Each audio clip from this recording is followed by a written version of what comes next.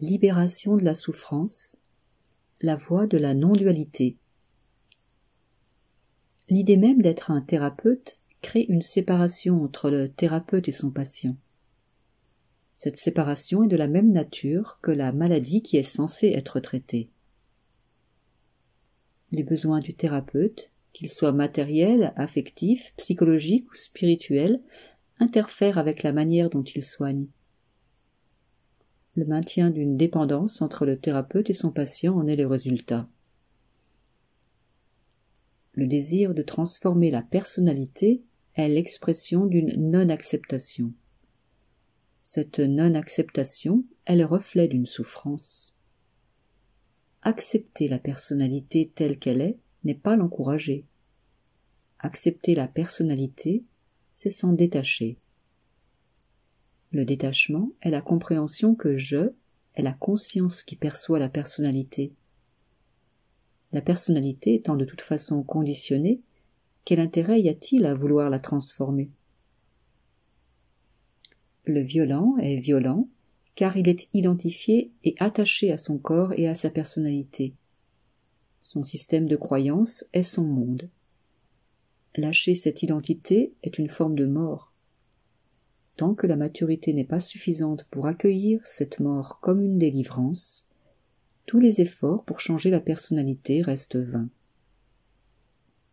Le jaloux est jaloux car il fuit le sentiment de solitude qui le tenaille. En acceptant la solitude comme partie prenante de lui-même, une détente s'installe et la compréhension s'éclaire. Le déprimé est prisonnier de ses attentes. Lorsqu'une attente est déçue, il y a dépression. Le désir de guérir la dépression est encore une attente. Voir cela est ne plus fuir. Sans fuite, les choses sont accueillies telles qu'elles sont. Elles perdent alors leur caractère problématique. Le délirant est convaincu de la véracité de ce qu'il pense. Nous le sommes aussi, tant que nous sommes identifiés au concept « je ». Cette identification est la racine du délire qui nous fait prendre pour réel ce qui ne l'est pas. Peut-on soigner le délirant si nous sommes nous-mêmes prisonniers des illusions créées par notre esprit? La peur est le fruit de l'anticipation. Sans futur, que reste-t-il à projeter? La lumière n'a pas besoin de projection pour être ce qu'elle est.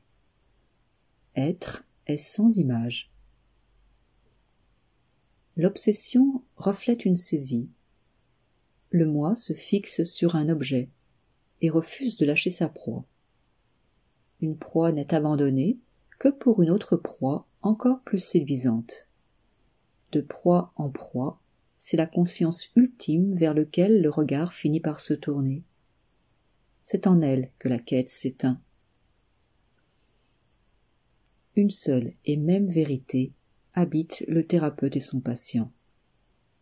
C'est cette vérité qui se cherche, et c'est en elle que tous deux se trouvent et se retrouvent.